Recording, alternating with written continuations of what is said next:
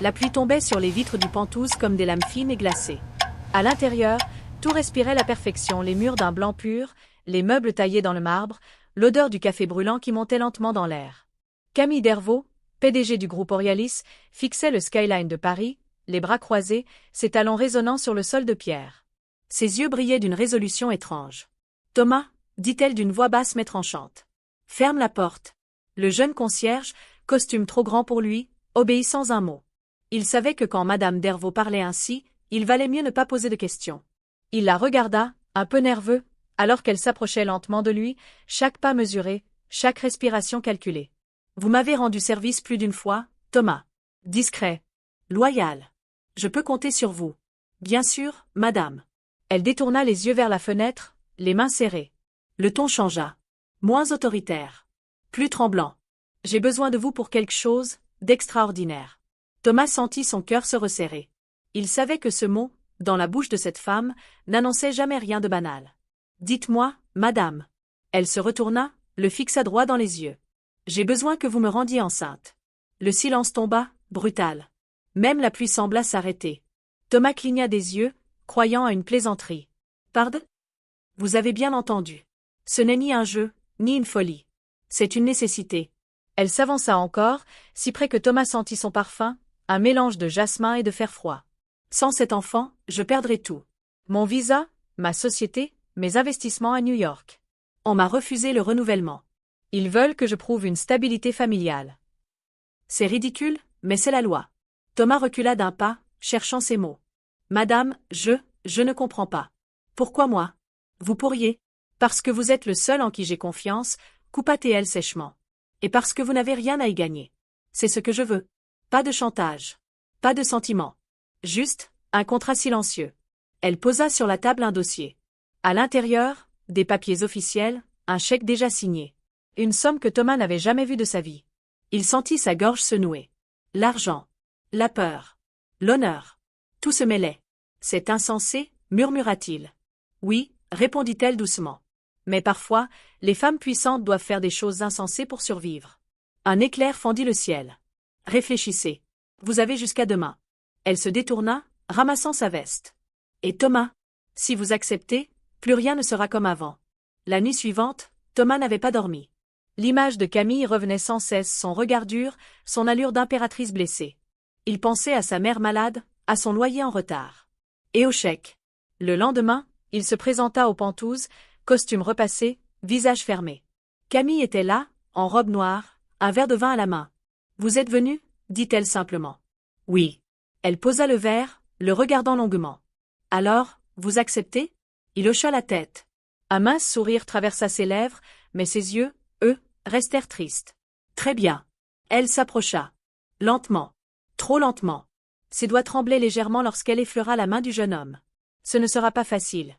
Ni pour vous, ni pour moi. Mais après ça, tout s'effacera. Vous comprendrez ? » « Oui, madame. » Elle ferma les yeux un instant, comme pour se donner du courage. Puis, sans un mot de plus, elle prit sa main et l'entraîna vers la chambre. Les jours suivants furent étranges. Le Penthouse, d'ordinaire rempli d'appels, de réunions, de vie, était devenu silencieux. Camille ne sortait presque plus. Thomas venait discrètement, toujours à la même heure, comme un fantôme qu'on ne devait pas voir. Mais un soir, quelque chose changea. Camille pleurait. Assise sur le rebord du lit, un test de grossesse à la main, elle tremblait. Thomas entra, s'arrêta net. « Madame ?» Elle leva les yeux. Ses joues étaient mouillées, mais un sourire timide se dessinait. Ça a marché. Il resta figé, incapable de parler. Elle se leva, marcha vers lui, le regard brillant. « Vous m'avez sauvé, Thomas. Vous ne savez pas à quel point. » Il voulut répondre, mais sa gorge était trop serrée. Elle posa une main sur sa joue. « Merci. » Ce soir-là, il comprit que tout avait changé. Pour elle. Pour lui. Les semaines passèrent.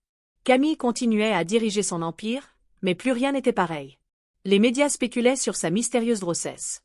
Les investisseurs revenaient. Et Thomas, lui, restait dans l'ombre, observant de loin la femme qui l'avait aidé à renaître. Un soir, elle le fit appeler. « Venez. » Elle était sur le balcon, la main sur son ventre arrondi. Le vent faisait voler ses cheveux. « Vous savez, » dit-elle sans se retourner, « j'avais promis que ce serait un contrat froid. » Mais, elle se tut. Thomas s'approcha doucement. « Mais quoi ?» Elle se tourna, les yeux humides. « Je crois que j'ai menti. Leurs regards se croisèrent.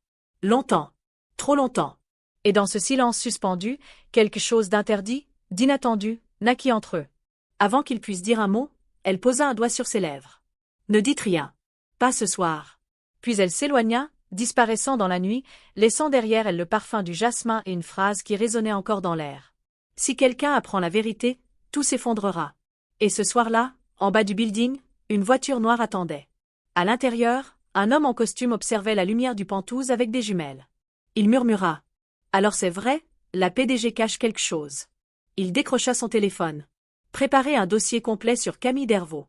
Et trouvez-moi ce concierge. La voix à l'autre bout répondit. Vous pensez qu'il est le père? Un sourire froid. J'en mettrai ma vie. La porte claqua derrière Camille. Le souffle court, elle s'appuya un instant contre le mur du couloir. Ses mains tremblaient. Ce qu'elle venait de ressentir sur ce balcon l'effrayait plus que tout. Ce n'était pas seulement de la gratitude. C'était quelque chose de plus profond, de plus dangereux. Elle n'avait pas le droit. Pas le droit de s'attacher. Pas le droit d'aimer l'homme qu'elle avait choisi comme instrument de survie. Mais chaque fois qu'elle croisait le regard de Thomas, elle sentait cette faille en elle s'élargir. Elle entra dans son bureau. L'écran de son téléphone s'illumina. Un message. Numéro inconnu. Madame Dervaux, nous savons pour le concierge. Rencontrons-nous demain, 22 heures, quai de la gare. Sinon, les journaux sauront tout. Son cœur se glaça. Elle relut le message 3 fois. Chaque mot sonnait comme une menace soigneusement pesée.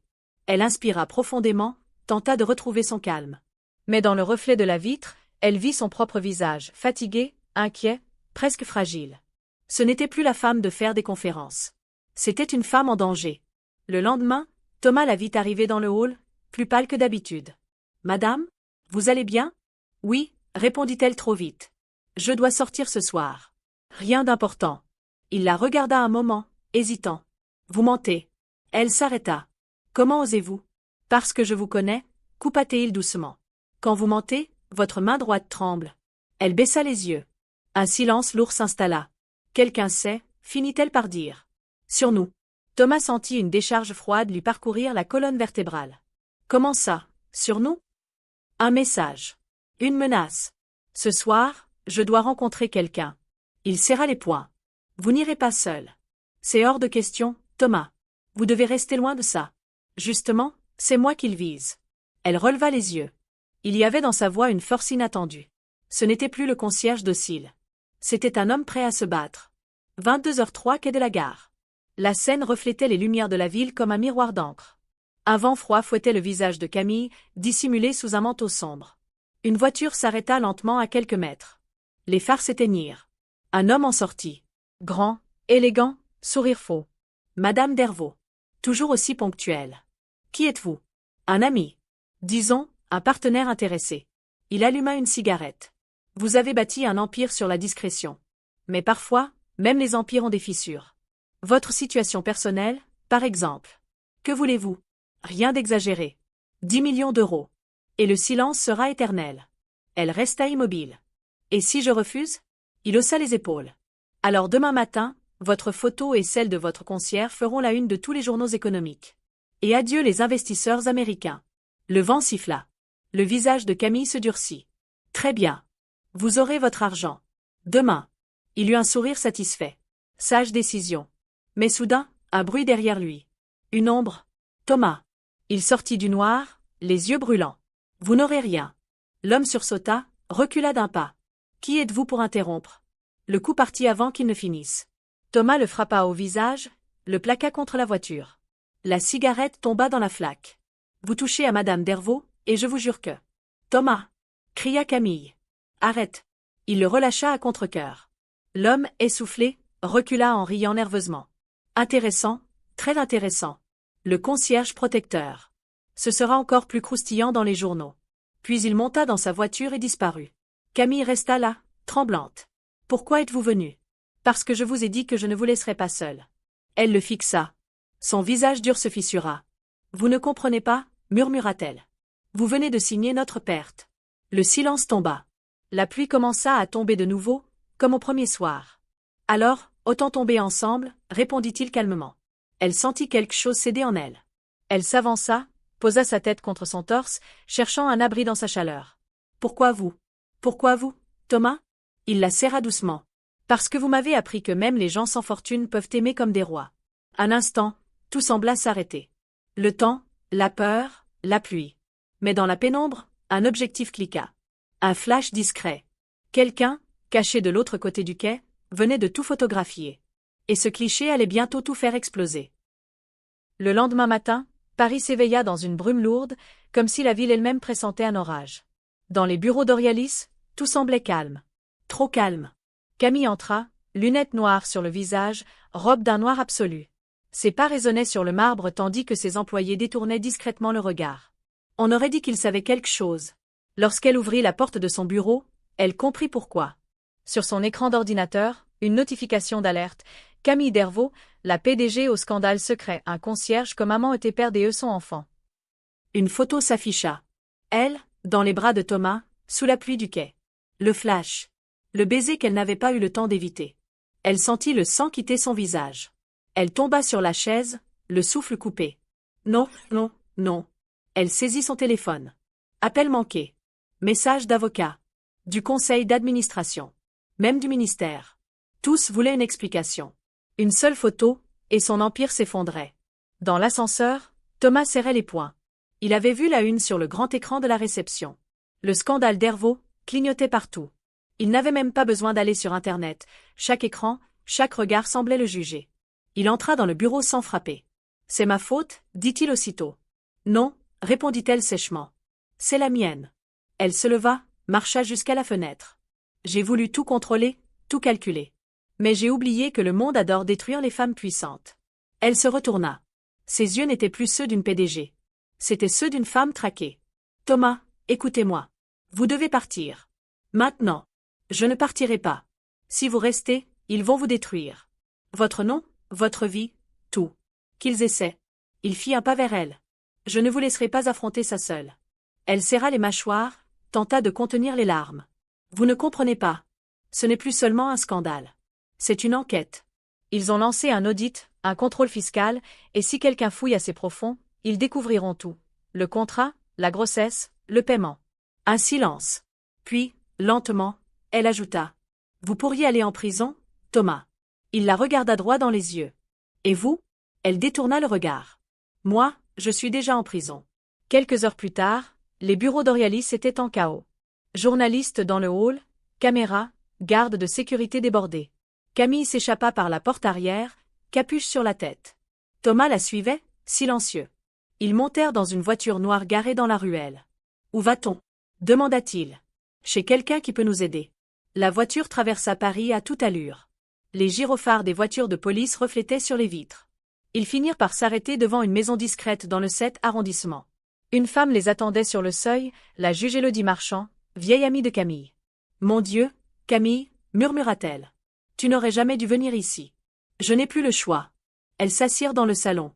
Thomas resta debout, mal à l'aise. « Ce garçon, c'est lui » demanda la juge. « Oui. » Élodie hocha lentement la tête. « Tu réalises que ce que tu as fait est illégal ?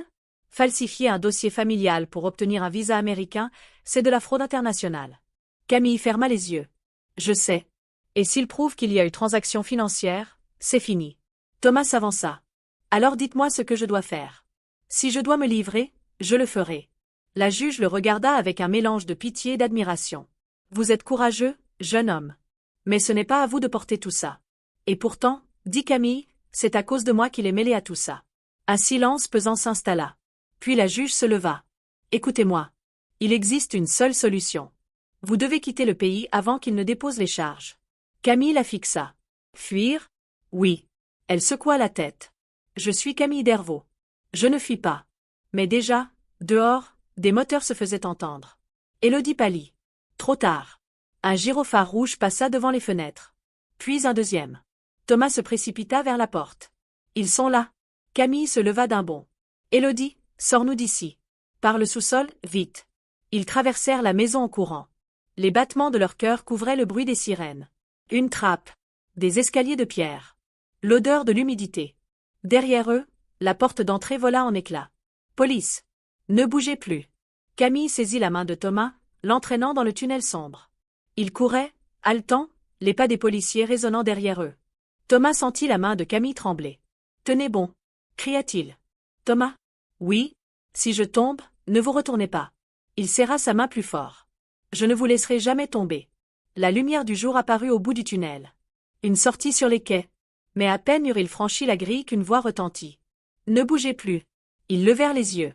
3 agents, armes levées. Et derrière eux, un homme en costume noir s'avança lentement. Le même coquet, la cigarette aux lèvres, un sourire vicieux. On se retrouve enfin, dit-il. Il tendit un dossier. Fin de la course, Madame Dervaux. Camille ferma les yeux, le cœur battant à s'en rompre. Vous avez tort, murmura-t-elle. La course ne fait que commencer. Et d'un geste brusque, elle attrapa la main de Thomas et sauta dans la Seine. L'eau noire les engloutit. L'eau glacée les avala comme un cri étouffé. Camille sentit son souffle se couper, son corps se figer. Les bruits du monde, les sirènes, les ordres, les coups de feu peut-être, disparurent sous la surface. Il ne restait plus que le silence lourd de la Seine. Thomas l'attrapa par la taille et la tira vers la lumière. Ils jaillirent enfin à la surface, haletants, le froid les transperçant jusqu'aux os. « Respirez, madame !» cria-t-il. « Respirez !» Elle toussa violemment, ses cheveux plaqués sur son visage. Les gyrophares clignotaient au loin, mais la pluie battante brouillait les visions. Ils nagèrent jusqu'à la rive opposée, cachés par les arches d'un vieux pont. Leurs mains agrippèrent la pierre rugueuse. Ils se hissèrent sur le quai, trempés, tremblants, à bout de force. Camille s'effondra contre le mur. « On ne peut pas continuer comme ça, murmura-t-elle. Ils nous traqueront jusqu'au bout du monde. » Thomas posa une main sur son épaule. « Alors on leur fera croire qu'on n'existe plus. » Elle leva les yeux, surprise. « Vous parlez de disparaître ? » ?»« Oui. Complètement. » Son regard était ferme, calme, comme si l'idée l'habitait depuis toujours. « Vous êtes prêt à tout perdre ? » ?»« Je n'ai jamais eu grand-chose, » répondit-il simplement. « Mais vous, je ne veux pas vous perdre. » Elle resta silencieuse, le fixant. Le froid, la peur, la pluie, tout se confondait avec cette étrange chaleur dans sa poitrine. Ils trouvèrent refuge dans un vieil entrepôt désaffecté près des docks. Les vitres brisées laissaient passer des courants d'air glacé. Thomas alluma un vieux radiateur au gaz et tendit leur manteau pour sécher. Camille s'assit sur une caisse, les bras croisés. « Si quelqu'un m'avait dit, il y a 3 mois, que je finirais ici, traquée comme une criminelle. Vous seriez resté dans votre tour de verre, » répondit Thomas doucement. « Peut-être. Mais au moins, j'aurais dormi tranquille. » Il s'approcha, tendit une couverture. Dormir tranquille ou vivre vraiment? Elle le regarda longuement, comme si la question lui brûlait l'âme. Vous croyez que c'est ça, vivre vraiment? Être pourchassé, haï, perdu? Non, dit-il. Mais c'est peut-être la première fois que vous vivez pour vous et pas pour un logo sur un gratte-ciel. Elle détourna les yeux. Il avait raison. Et cette vérité-là lui faisait plus mal que toutes les menaces du monde. Au matin, ils se réveillèrent au bruit des mouettes et des sirènes lointaines. Camille sentit une douleur sourde dans son ventre. Une crampe. Elle se redressa brutalement. Thomas. Il accourut. Qu'est-ce qui se passe? Elle avait la main sur son ventre. Son visage était pâle, crispé. J'ai mal, c'est le sang. Thomas blêmit. Non, non, non. Tenez bon. Il la prit dans ses bras, paniqué. Il faut un médecin. On ne peut pas, halta-t-elle. Ils nous trouveront. Je m'en fiche. Vous allez mourir. Elle agrippa sa chemise, le regard brûlant. Si vous sortez, ils vous arrêteront, Thomas. Et tout sera perdu. Le sang coulait entre ses doigts. Son souffle devenait court. Ce bébé, c'était ma seconde chance. Ce bébé est vivant, murmura-t-il, plus pour se convaincre que pour elle. Vous allez vous en sortir. Il la coucha sur une couverture, cherchant de quoi la soigner. Il déchira sa propre chemise, fit pression sur la plaie. Respirez, Camille. Regardez-moi. Vous n'auriez jamais dû accepter, murmura-t-elle dans un souffle. Et vous n'auriez jamais dû me choisir, répondit-il avec un sourire tremblé. Un bruit soudain les fit sursauter. Des pas. Des voix. Ils sont par ici. Fouillez chaque entrepôt. Camille tenta de se lever, mais Thomas la retint. Restez là. Non. Si vous partez, je vais les éloigner. Faites-moi confiance. Il posa une main sur son visage. Je reviendrai. Puis il disparut dans l'ombre du hangar. Camille l'entendit courir. Puis des cris. Un choc. Un coup de feu. Son cœur se mit à battre si fort qu'elle crut qu'il allait exploser. Thomas. Aucune réponse. Elle voulut se lever, mais la douleur la cloua au sol. Ses larmes se mêlèrent à la poussière. Non. S'il te plaît, reviens. Puis, au loin, un silence. Trop long. Trop profond. Et soudain, une silhouette apparut dans la lumière grise de l'aube. Mais ce n'était pas Thomas. C'était l'homme en costume noir, cigarette aux lèvres, regard triomphant. Fin de la cavale, Madame Dervaux. Il s'approcha lentement. Vous avez beaucoup couru pour rien. L'homme que vous aimez est tombé. Elle sentit le monde vaciller autour d'elle. Non, vous mentez. Voyez par vous-même. Il jeta à ses pieds un objet. Une chaîne. Celle que Thomas portait toujours autour du cou. Camille la saisit, les doigts tremblants. Qu'avez-vous fait? Moi? Rien. Il a juste choisi le mauvais camp. Le vôtre? Elle se redressa, les yeux brûlants de rage et de désespoir. Vous ne comprenez pas, murmura-t-elle. Vous croyez m'avoir détruite? Elle fit un pas vers lui, la main toujours ensanglantée. Mais vous venez de réveiller quelque chose que vous n'auriez jamais dû toucher. L'homme eut un sourire moqueur. Et c'est quoi, ça? Camille le fixa droit dans les yeux. Une femme qui n'a plus rien à perdre. Le ciel s'assombrissait au-dessus de Paris, lourd et bas, comme si la ville elle-même retenait son souffle avant la tempête finale. Camille, à genoux sur le sol de l'entrepôt, serrait la chaîne de Thomas contre son cœur. Le goût du sang et des larmes se mélangeait dans sa bouche. Devant elle, l'homme en costume noir, le visage impassible, tendait déjà les menottes. « Allons, Madame Dervaux. Vous avez perdu. Mieux vaut vous rendre avec un peu de dignité. » Mais elle se releva lentement. Droite, dure, fière. Même couverte de sang, même au bord de l'effondrement, elle dégageait encore cette aura glacée de pouvoir. « Vous pensez que vous avez gagné parce que vous avez détruit mon image? Vous vous trompez, murmura-t-elle. « Ah oui? Et qu'est-ce qu'il vous reste? » Lui. L'homme eut un rire bref. Lui? Votre petit concierge? Il est mort. Camille leva les yeux. Et c'est à ce moment-là qu'un bruit résonna derrière l'homme. Un pas. Puis un autre. L'homme se figea. Lentement, il se retourna. Thomas. Trempé, blessé, le visage couvert de sang séché, mais debout. Dans sa main, une arme récupérée à l'un des policiers. Son regard n'était plus celui du jeune concierge timide. C'était celui d'un homme prêt à brûler le monde. Vous aviez raison, dit-il calmement. J'ai choisi le mauvais camp. Mais c'est le seul où je pouvais encore respirer. L'homme tenta un geste vers son arme, mais Thomas fut plus rapide. Un tir. Sec. Net. Le corps tomba lourdement sur le béton. Le silence qui suivit sembla durer une éternité. Camille, haletante, regarda Thomas s'approcher. Il jeta l'arme, tomba à genoux devant elle. Vous êtes vivant, murmura-t-elle. Il sourit faiblement. Je t'avais promis de revenir. Elle se laissa tomber contre lui, épuisée, le front contre sa poitrine. Dehors, les sirènes se rapprochaient à nouveau. Il faut partir, dit-elle d'une voix tremblante. Non. Pas cette fois. Il prit son visage entre ses mains. On ne fuira plus. On leur dira tout. Pas pour sauver ton entreprise, pas pour moi, mais pour l'enfant. Elle le regarda, bouleversée. Tu veux dire? Oui. Tu saignes encore, mais le bébé est vivant. Je l'ai entendu, chez le médecin qu'Élodie a appelé pendant que tu étais évanouie. Un instant, tout vacilla en elle. L'espoir, fragile, renaissait dans la poussière. Elle ferma les yeux. Des larmes chaudes coulèrent sur ses joues. Alors, on parlera. Ensemble. Jusqu'au bout. Il hocha la tête. Les portes de l'entrepôt s'ouvrirent brusquement. Des policiers en armes envahirent le lieu. Les faisceaux des lampes les aveuglèrent. À terre. Cria un officier. Thomas leva les mains, puis regarda Camille une dernière fois. Elle lui rendit un sourire fatigué, mais sincère. Un sourire de femme libre. Quelques semaines plus tard. Une salle d'audience. Les journalistes se pressent, les flashs crépitent. Camille Dervaux entre, en tailleur sombre, le ventre légèrement arrondi. Thomas, menotté, marche juste derrière elle. La juge Élodie Marchand prend place. Madame Dervaux, Monsieur Laurent, vous reconnaissez les faits? Camille se lève, la voix claire, sans trembler. Oui, Madame la juge.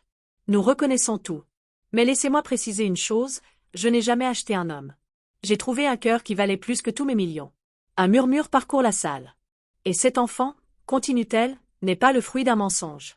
Il est le symbole de ce que j'ai appris trop tard, qu'on ne peut pas acheter la vie, ni l'amour, ni la rédemption. Élodie la fixe longuement. Puis, d'une voix calme. Le tribunal tiendra compte de vos aveux.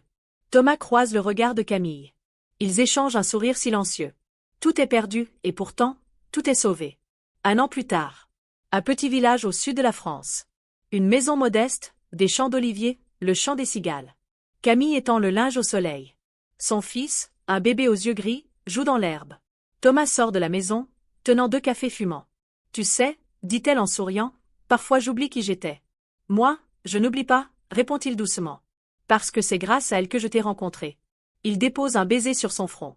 Elle ferme les yeux. La paix. Enfin. Au loin, le clocher sonne midi. Le vent d'été emporte les derniers restes du passé. Camille lève les yeux vers le ciel et murmure. J'ai perdu un empire, mais j'ai trouvé la seule chose qui ait un sens. Thomas sourit. Et c'est quoi? Elle le regarde, un éclat d'amour dans les yeux. Une raison de vivre? La caméra s'élève lentement. Le champ s'étend à perte de vue. Le soleil éclaire leurs silhouettes enlacées, tandis qu'une voix off chuchote. L'argent bâtit des empires. Mais seuls les cœurs bâtissent des histoires éternelles.